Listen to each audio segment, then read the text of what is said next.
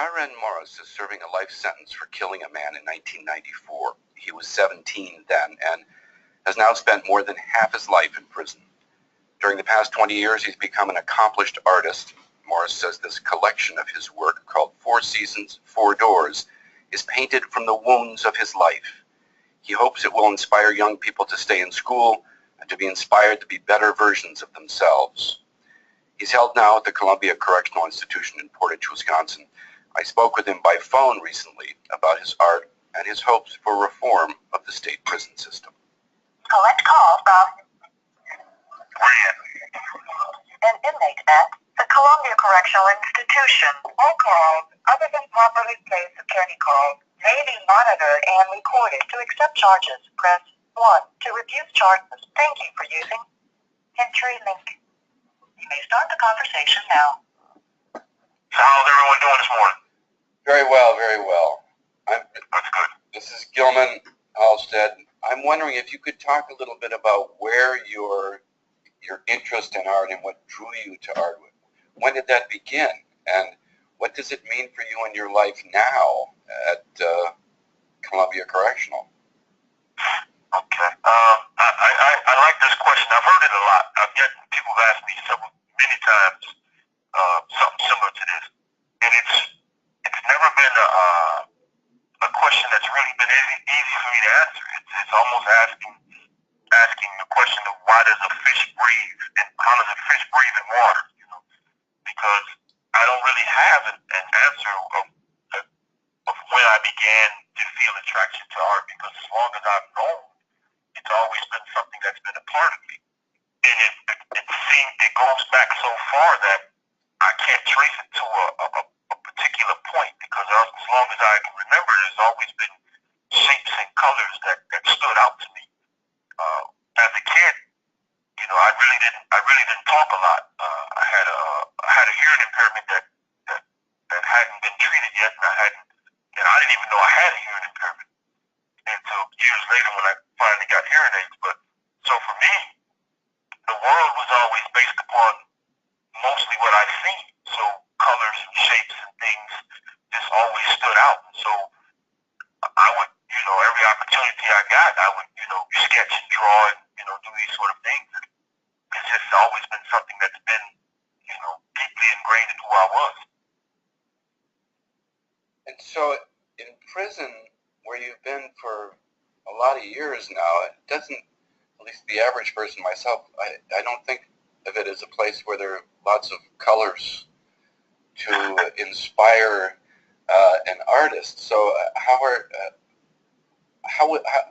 and why are you able to get colors into the paintings that you're doing now without that kind of contact or inspiration? Well, I don't know how to explain it. How about this? When you came to CCI, was that 6-7 years ago? Right.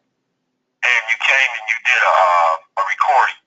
Right. And if you go back, I don't know if you have any photos or anything from that time period, but if you go back, you had on a pair of blue jeans, like a faded sort of, like a flannel bluish gray shirt, ponytails and glasses. Right. So these are things that kind of like, and like brown, like worn like, maybe I think they were leather brown, worn shoes. So these are things that like stand out to me. So these things stick in my mind. I can remember the old black box you carried. I don't know, it had like a World War I look to it, So those things stand out in my mind, so I don't forget things like that I see like that. So the colors that I remember from the world that I was a part of before I came here are stuck in my mind. When I go through hardships and bad situations, I can close my eyes and almost with like videograph-like detail, I can remember and relive experiences that I've had. So those colors are just in there somewhere. And the only thing I can attribute it to is like a gift from God, And you're right, there's not a lot of color per se in this particular environment. Well, not a lot of bright colors at least. And so, the people that are around the contrast, personalities, and things like that. All calls, other than properly placed attorney calls, may be monitored and recorded. And for me, when people are talking, most people seem to have like the definitions of words, are come to mind when they hear words and they put them together that way. For me, words and people and interactions reflect like pictures. That they become like a movie in my mind. So when you're talking, I can visualize what you're saying. And so that for me is how, my paintings and the things that I've gone through become real to me. What some people have called eidetic memory, perhaps, has allowed you to get some of that, to keep those warm colors and those bright colors in your mind and reproduce them, is what it sounds like to me. People have said that, because I remember things and details going back to when I was 2 and 3 years old, and that, my family are surprised, at the things that I remember, and I've had people say, well, there's no way possible you can remember this, and I'll describe, my aunt, she lives in California now. She had a real distinctive house when she lived in Milwaukee here, and I remember it was something about, she had a weird swinging door, and it used to swing both ways and had a circular window in the middle of it, and I can remember that, and she was just, shocked that I remember those sort of things, because when she lived there, I was like 2 or 3 years old. So those sort of things, I don't know why, they just stick. Things that I see, I might forget what I hear or what I read, but I don't forget what I see. But Morris does remember some things he's heard. He has a vivid memory of what the judge in his case said when he sentenced Morris to life in prison. What he said was, the sentence I'm going to hand down today, he said, I hope that when you get to the prison, that the guards from Green Bay Correctional Institution are nice enough to give you a piece of paper and a stamp. And I hope that you'll use that piece of paper and stamp to write your gang buddies and tell them what the gang did for you and what it's due for them if they come to Brown County. He said, one day, he said, sentence I'm going to hand down to you, he said, one day you will die in a cold, dark prison cell. You will have gone nowhere, you will have done nothing, you will have no friends, you will have no family. And he said, with that, I sentence you to life in prison with the parole eligibility date of 2095 to be consecutive to the 10 years you already have on the previous case. And in my mind, I heard 95. The 20 didn't even register what that meant. And so as I'm calculating my mind, I'm like, okay, this is 95. I'm like, oh, okay, this is. Then I said, wait a minute. He said 2095. I said, okay, that's 20. So that's 1, 2, 10, 15. And in that moment, I was like stunned. I couldn't believe it. 29. That's 100 kids. So I said, how I couldn't. So the only thing I was trying to hold on as best I could to my emotions, because I was, spinning. I was almost numb. And leaving the courtroom, there was a door to my right, and we stepped out to the small back hallway that they used to transport prisoners in and out. And it was a real small, narrow hallway, so that the guards that was with me couldn't walk alongside me like they normally do, so they had to kind of walk behind me, chained up. And there was this long white hallway. At the end of the hallway, there was a holding cell, and there was a strap that they had hanging from it, from where they had me chained up earlier. And as I was walking toward it, the way the light cast through that window, it looked like an electric chair. And I fainted, because it was just the thought of, death had seemed imminent in that moment. And I remember the nurse, waking me up later and telling me what had happened. And I couldn't imagine, how do you take, something that was accidental, incidental, and decide that this is the end of life. And so I have no, for years I've always tried to figure out, what had I done that was, I understand that, the crime that I committed was serious and it deserved the punishment. my mind, because I didn't actually commit the murder, I never thought that it was actually possible that I could go to jail for murder. My mom and everyone kept telling me, well, you need to do this, you need to tell them that. I said, no, Mom, I ain't got to tell them nothing. Don't worry about it. And I said, I didn't kill anybody. I said, they can't send me to prison for murder. I didn't kill anybody. And it just never really occurred to me that this could lead to the end of my life. And I've never been able to understand why that judge gave me that much time, you know. I remember that, you know, there were so many people around me saying, you know, it was because of OJ, because at that time OJ case was really, really big on TV.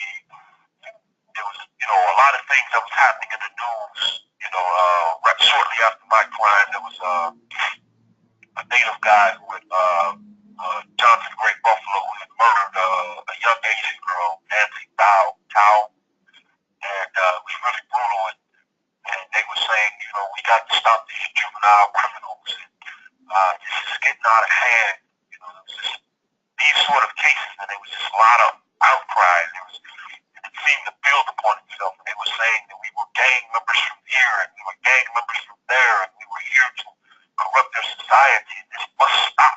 You know, these sort of things. No one was actually looking at, you know, the facts and the details of the case. It became like Incredible Hulk. It became its own monster. Morris says the judge's harsh words in handing down the sentence haunt him still and have played a key role in his effort to become an artist. It's like the engine in the car, you know, because he said that he had decided that at the age of 17 that I had peaked and I had become all that I would ever be. And that to him was unredeemable. He had decided that I was no longer human, and I was some animal that had to be, you know, caged and sheltered, and protected. The community had to be protected from me. And it's been my mission, my goal, is to show him or to discredit him, you know, whichever comes first, that he was wrong. That being in prison does not mean that you have to be, you know, this way or that way. You know, committing a crime does not mean that you're all, you know, completely evil or completely, you know, irredeemable. So everything that I've done is completely, you know, in contrast to him or inspired by him. And I've always felt that, you know, as part of my spirituality, it's about balance. And, you know, when you take something, you give something. And that is how, you know, life works. Even though I personally didn't commit the murder, I was involved in it, and I admit my role in that. And so therefore, my actions contributed to the death of an innocent man. And so therefore, to restore the innocence of life, I have used my art, my life, the things that I've gone through in hopes that I can somehow restore the innocence to some of our youth, some of our young people. I hope that some of the things that I have to say or can illuminate, shed a light on, will help people who are educators or people who are spiritual leaders or people who are involved with these issues, people who vote for the people who make policies that deal with these issues, know how these things happen, what formed me, what created these situations, why do people who come to prison leave prison worse than when they came in, what's happening. So if you don't know these things, then how can you address these things? And if we don't deal with issues how these things affect our young people and how, you know, what they're going through, if we don't deal with any of that, then we're not actually dealing with any of the problems. So if I can be a part of that in any kind of way, if anything that I've gone through can help in that way, then I feel like it's the hugest, the world's biggest middle finger to that judge. Morris is angry about the way the criminal justice system has treated him, but that anger is tempered by the personal transformation he's gone through during the years he's been locked up. He says he's learned a lot about the power of forgiveness. I'm a lot more forgiving of others than I am of my own self. With the exception of one person, I've been able pretty much to forgive everyone that I feel have wronged me. And you know, it's a lot harder to forgive the things that I've done because it seems like the things that I've done has had such a huge and lasting impact on so many people's lives in negative ways. So it's really difficult, you know. So, you know, like I see my mom and I see how she's still struggling with her health. When Morris was 3 years old, he was playing with his father's gun and accidentally shot his mother. The injury left her permanently disabled. I can see how all of those things trace back to the original injury of the gunshot. And so it's really difficult to, you know, to forgive myself of that when I still see the effects of my actions. You know, so that's hard. But I understand that forgiveness is key to growth, and it helps. It helps in healing myself, and it helps in healing, you know, the individuals around me and the people that I come in contact with. And so I hope that by openly sharing my struggle with the things that I've gone through, and how, you know, forgiving those who have harmed me and working on forgiving my own self, I'm hoping that some of the young people that I come in contact with in here and, you know, outside of here when I, you know, able to talk to some of these people in these high schools, I'm hoping that it will resonate and will, you know, have some sort of impact with them. Morris says he spent the last 2 decades trying to clean up what he calls his soul mirror. The soul mirror, I suppose that would be like your conscience. You know, I read a book one time that said the soul was not the spirit, but it was a combination of the spirit and conscience. It was the byproduct of the two together. So the soul would be something that's not completely spiritual, so it's not completely that which comes from God or the higher power that you connect with, and it's not completely your own personality and consciousness. It's the combination of the two things together. And so it's that thing that compass that tells you when you're in a situation that tells you, okay, this is not right, okay, this is right, or this is wrong, or whatever. It's that thing. And so when I'm reflecting on, you know, my life and I'm holding it up to that mirror, that consciousness, that part of myself, and I'm looking at who I am, that mirror is not clean because the foundation, since the foundation of my life, as long as I've known, I've struggled with various types of adversity and all sorts of abuse that that's been inflicted on me and I've inflicted on others. And as a result of that, that's not a clean mirror. It's a little bit dingy. And the people around me are very much the same way. So my internal mirror, my soul mirror, is that way, and the people around me are suffering and going through their own sort of thing. So in my social interactions, when I'm looking for myself or seeing, you know, myself and these people around me and their actions, their mirror is dirty and dingy as well. Morris says the metaphor of the mirror makes sense to him, especially when he looks at the mirror in his prison cell. You know, it's a steel mirror that, you know, people scratched on and beat in and did it. So it's all, you know, it seems fitting almost. Morris says he's worked hard to reform himself during his years in prison. He's also passionate about the need to reform the prison system itself.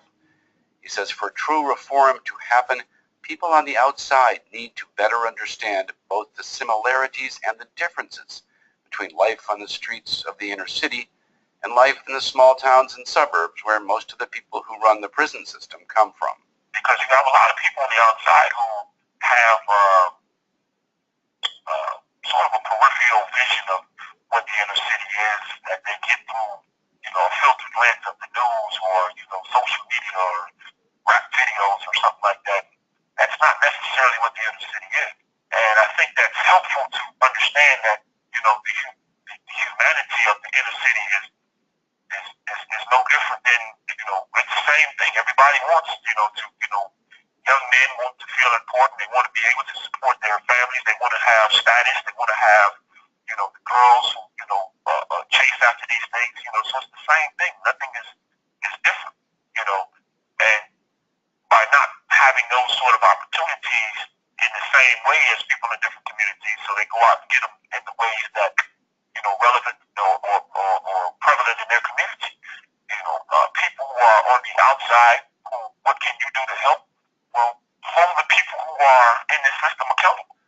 accountable for what? Morris says the problem is that there's a disconnect between what the public is told about how prisons operate and what actually happens behind the barbed wire fences. You know, every time I turn around, there's these floating rules. The rules are written and says this and it says that. The law says this, the law says that. But nobody is holding anybody accountable to these rules and to these laws. When I break the law, they said, okay, you broke the law, you must go to prison, and this is your sentence. And then you say, hold on, wait a minute, the law says this. And then so rather than that law vindicating me, no, we're not going to deal with that. You committed a murder, so let's not get caught up in the technicality. Say that you're punishing me for violating the system when you're allowing the system to not follow its own rules. And that trickles all the way down to this place. There are rules and things in place that support you. When you read the rules, you can think, well, okay, well, people who go to prison should come out really great. What's happening? Well, what's happening is nobody is following the system that you put into place, and nobody's holding these people accountable. So I would say more accountability and to increase more awareness, to increase more interaction, to be more involved with what's going on. Don't allow these places to close their doors and continue their clandestine plots to, do whatever it is they plan to do behind,